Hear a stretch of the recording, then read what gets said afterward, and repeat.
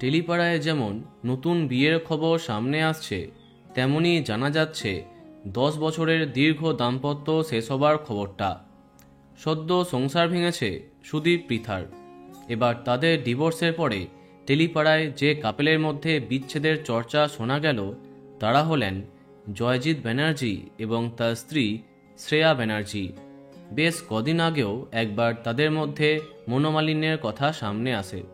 তখন জয়জিৎ জানিয়েছিলেন, একসঙ্গে থাকতে গেলে সমস্যা আসতেই পারে, তা বলে ডিভোর্স হচ্ছে এ খবরটা পুরোপুরি মিথ্যে।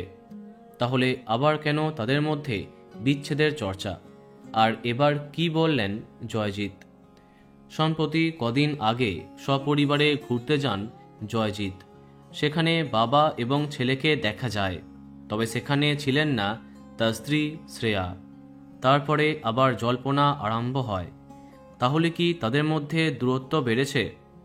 এই বিষয়ে জয়জিৎকে প্রশ্ন করলে তিনি জানান, আমাকে নিয়ে আগেও একবার ভুল খবর ছড়ানো হয়েছে, আর এইবারও তাই হচ্ছে। আমার ও শ্রেয়ার মধ্যে দূরত্ব বাড়েনি, আমাদের সম্পর্ক আগের মতোই আছে। আসলে ও নিজের কাজে প্রচণ্ড ব্যস্ত রয়েছে, তাই আমাদের সঙ্গে যেতে পারিনি। সেই জন্য হয়তো অনেকে ভাবছে আমাদের মধ্যে দূরত্ব হয়েছে, যদিও তার স্ত্রীর তরফে কোনো কিছু বলা হয়নি।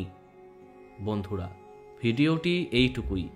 বাংলা বিনোদনের অন্যান্য আরও খবর পেতে সাবস্ক্রাইব কারেন্ট পজ। ধন্যবাদ।